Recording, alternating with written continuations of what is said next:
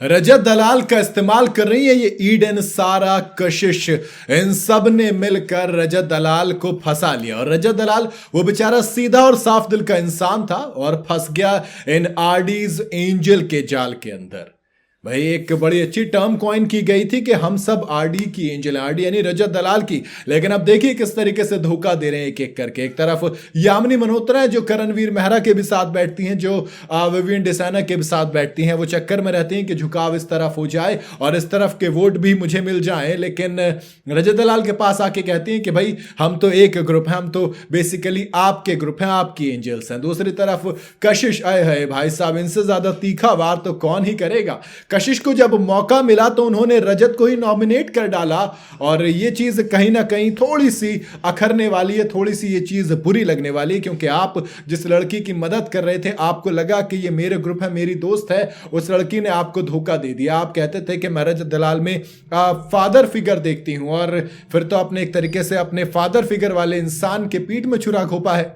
और रही बात, आप बात करेंगे सारा की, वो तो अब पिछले आई शुड से कि 3-4 एपिसोड से ऐसा था कि बस मौका मिले और मैं दूसरी तरफ जाके बैठूं। कभी खुद को थप्पड़ मार रही हैं तो कभी बेकाबू हो रही हैं। रजत दलाल संचालक थे तो फल चुरा रही हैं। मतलब सबके सामने ये दिखाने की कोशिश कर रही हैं कि हाँ, सारा अरफीन रजत दलाल के आगे कुछ नहीं है। मतलब रजत दलाल सारा अरफीन के आगे कुछ नहीं है, सारा अरफीन बड़ी है, ये वो फलाना ढिमकाना। और तभी तो रजत दलाल को दरकिनार करते हुए बड़े चौड़े में घूमती है, लड़ाई करती हैं। रजत वो बेचारा सेव करता है, वो बेचारा नॉमिनेशन से बचाता है, इविक्शन में पूरे समीकरण बिठाता है, फिर उसके बाद टाइम गॉड जो बनाएगा उससे सारा के लिए डील करता है। क्योंकि रजत को पता है कि मैं तो सेफ हो जाऊंगा। वो एक वादे के पीछे कितना कुछ कर रहा है। और उधर सारा अरफीन बिल्कुल अलग तोड़ के, उधर कभी अविनाश के पास बैठ रहे हैं तो कभी करणवीर मेहरा के पास, और नियम तोड़ने के बाद करणवीर से अच्छे से बात कर रहे हैं लेकिन रजत दलाल की बात नहीं सुन रही है। तो कहीं ना कहीं एक तरीके से इस्तेमाल किया जा रहा है। बात करेंगे ईडन रोज की तो वो भी कहीं ना कहीं, हाँ, लेकिन ईडन की यह कि ईडन की थोड़ी लॉयल्टी नजर आती है कम से कम। इन बाकी सब में ईडन कम से कम थोड़ी लॉयल्टी दिखाती है। बट अगेन ईडन का वही सीन है, ईडन सबके साथ बराबर बातचीत रखती हैं, ईडन सबके साथ अपनी एक लॉयल्टी बनाने की कोशिश करती हैं। ऐसा नहीं है कि एक तरफा, हां, अगर रजत दलाल के साथ है तो रजत दलाल के साथ है। जिस तरीके से आपने देखा होगा कि ईशा के साथ अविनाश खड़े रहते हैं, जिस तरीके से चुम के साथ करणवीर खड़े रहते हैं, शिल्पा जिस तरीके से विवियन और करण दोनों के साथ खड़ी रहती थी, इस तरीके की बॉन्डिंग आपको रजत दलाल वाले इस ग्रुप में बिल्कुल नजर नहीं आएगी।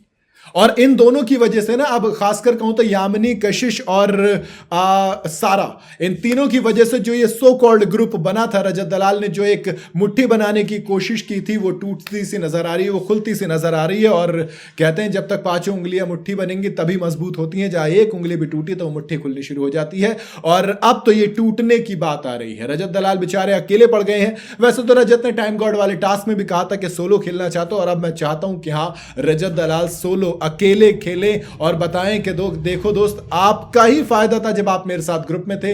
अब आप ग्रुप में नहीं होगे तो नुकसान में आप रहोगे, रजत दलाल नहीं। बाकी आपकी क्या राय है? कि आपको भी लगता है कि रजत दलाल का इस्तेमाल किया जा रहा है? आप अपनी राय मुझे कमेंट में जरूर बताइएगा। वीडियो अगर आपको पसंद आई हो तो इसे लाइक और शेयर जरूर करें और जाते जाते चैनल को फॉलो और सब्सक्राइब जरूर करते जाइएगा।